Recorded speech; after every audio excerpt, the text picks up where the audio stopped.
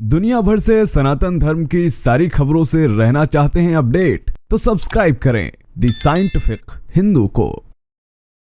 एक बार फिर से मैं आपके समक्ष वही बात कह रहा हूं जो मैं अपने कई वीडियोस में कह चुका हूं। जो गोरे लोग या यूं कहें जो पाश्चात्य सभ्यता के लोग हैं, अब वह सनातन धर्म और भारतीयता से इतने ज्यादा प्रभावित हो रहे हैं कि एक तरह से वह नशे में है। इसके पीछे का सबसे बड़ा कारण यह है कि भारत धीरे धीरे एक सुपर पावर बनता जा रहा है, न सिर्फ मार्केट की दृष्टि से बल्कि मैन पावर, आर्मी, लीडरशिप, हर एक क्षेत्र में भारत का प्रभुत्व बढ़ता जा रहा है। क्योंकि भारत आज एक क्षेत्र में सक्सेसफुल नहीं हो रहा है, वह इकोनॉमी, सुरक्षा, रोजगार, हर एक क्षेत्र में उन्नति कर रहा है। और यही कारण है कि दुनिया अब भारत की ओर खिंची चली आ रही है। बड़े बड़े औद्योगिक सेक्टर भारत में लग रहे हैं, फैक्ट्रियां आ रही हैं, हब बन रहे हैं। तो और जब आपका देश बढ़ता है तो आपकी संस्कृति बढ़ती है, और जब हमारा भारत बढ़ेगा तो जाहिर तौर पर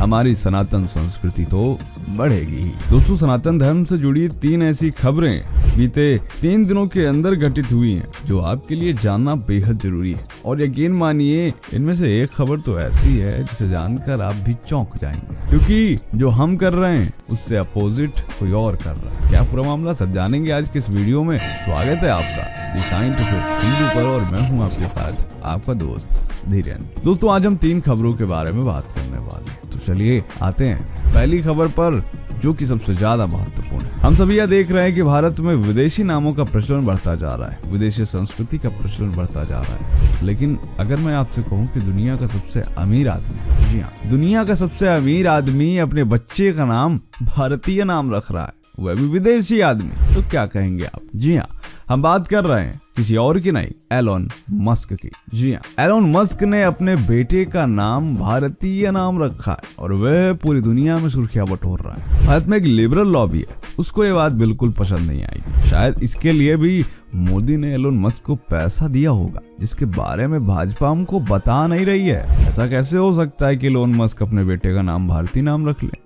चलिए थोड़ा और विस्तार से जान। दरअसल एलोन मस्क के जुड़वा बच्चे हुए, जिनमें से एक का नाम उन्होंने शेखर रखा है। जी हाँ, यह एक भारतीय नाम है, क्योंकि आजकल भारतीय लोग ये समझते हैं कि विदेशी लोग काफी अमीर हैं, काफी सुसंस्कृत हैं और उनके नाम काफी ज्यादा कूल लगते हैं। लेकिन अब क्या, अब तो दुनिया का सबसे अमीर आदमी अपने बेटे का नाम एक हिंदू नाम रख रहा है। जी हाँ, दरअसल ब्रिटिश में AI सिक्योरिटी सम्मेलन चल रहा है, जिसमें इलेक्ट्रॉनिक्स और सूचना प्रौद्योगिकी मंत्री राजीव चंद्रशेखर भी शामिल हुए। इस दौरान उनकी मुलाकात हुई टेस्ला के CEO और दुनिया के सबसे अमीर शख्स एलोन मस्क से। इस मुलाकात में एलोन मस्क ने उनके साथ एक खास बात का जिक्र किया, जिसके बारे में चंद्रशेखर ने X पर जानकारी दी। राजीव चंद्रशेखर ने X पर लिखा, एलोन मस्क ने बताया कि शिवोन के साथ उनके बेटे का मिडिल नेम चंद्रशेखर है, जिसका नाम 1983 के नोबेल भौतिक विज्ञानी प्रोफेसर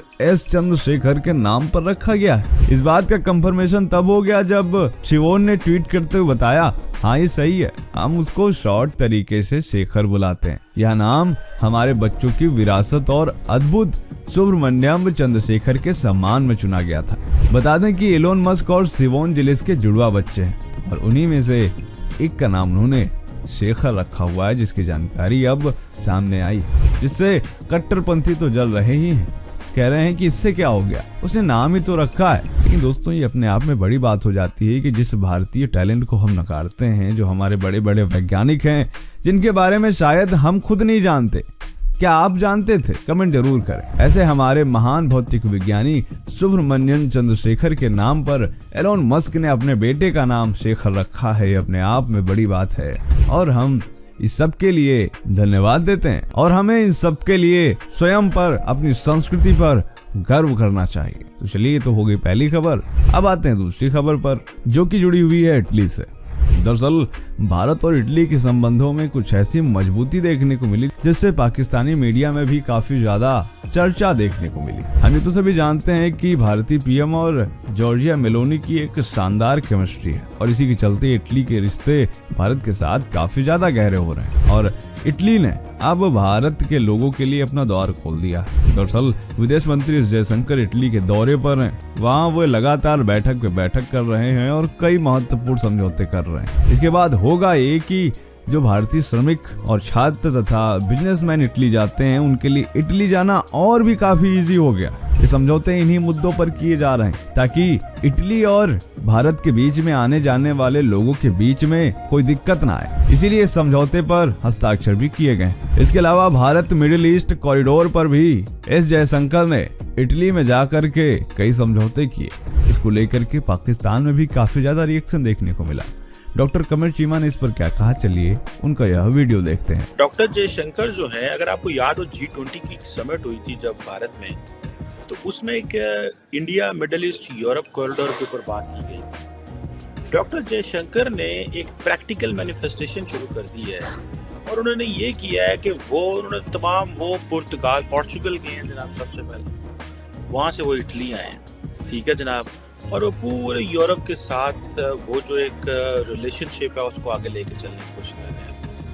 इटली आपको पता है उन मुल्कों में से है जो मुल्क जो है बड़े करीब है चाइना के, जिन्होंने सीपैक छोड़ा है, ठीक है। इसमें जारी बात है इटली ने अपनी जो ऑप्शंस हैं उनको वे इन किया, तो उसमें closer relation with United States, with India and many other countries जो है वो ज़्यादा उनको मुनासिब लगा है।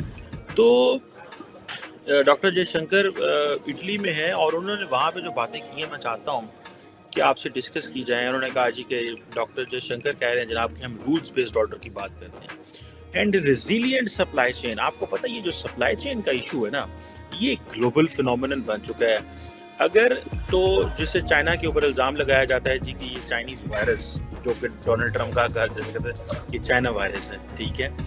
ये जो उसके बाद एक जो सप्लाई चेन है कि फॉर एग्जांपल एक आइटम है जो जो प्रोडक्शन उसकी इंडिया में होती है, उसका एंड कंज्यूमर जो है वो इटली में है और ये वहाँ तक कैसे पहुँचेगी, और अगर इंडिया में कोई मसले पैदा होते हैं तो इटली मुतासर होता है, और अगर चाइना में कोई मसले पैदा होते हैं तो फ्रांस मुतासर होता है। तो इस सप्लाई चेन को कैसे मेंटेन करना है, इसके ऊपर अब डिग्रीज हो रही हैं, PhDs हो रही हैं, बड़ा बड़ा काम हो रहा है इसके ऊपर।